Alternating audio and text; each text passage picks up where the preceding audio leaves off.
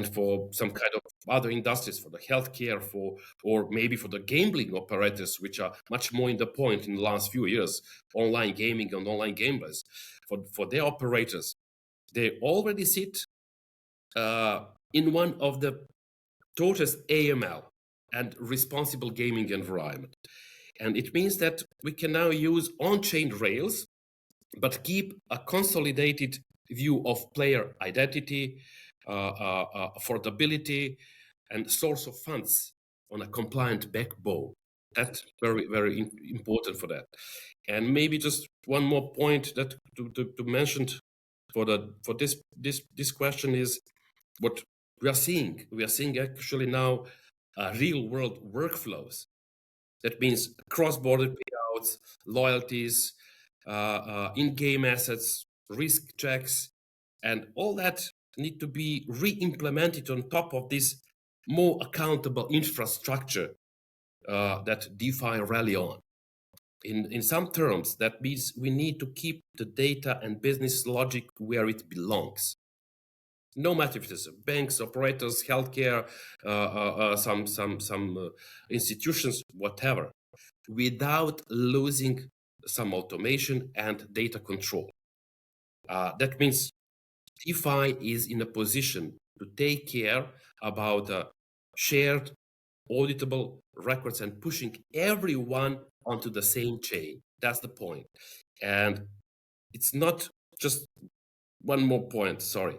The DeFi should be used not, or something that we can call code is low.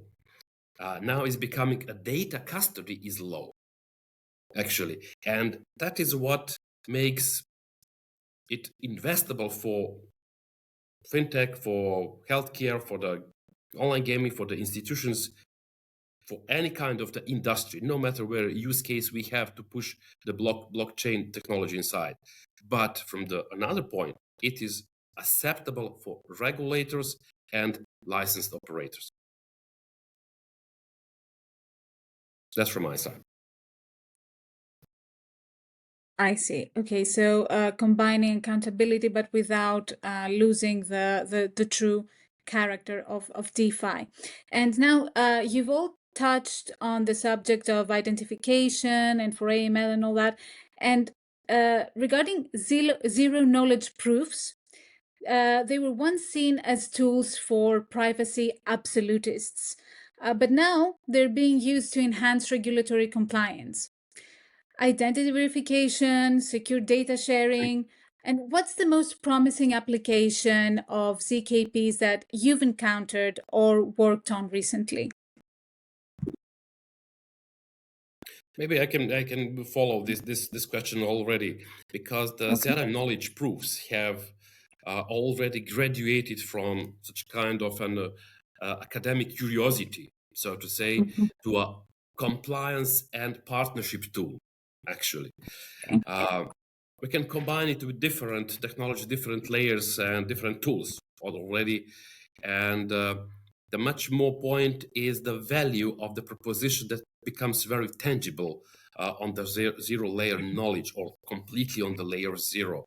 Because why that is very important.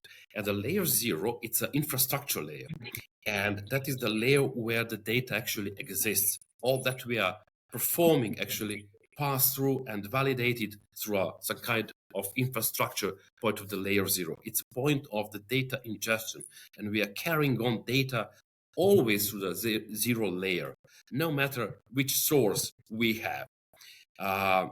For instance, again, for the regulators, because much more focused at some kind of last period,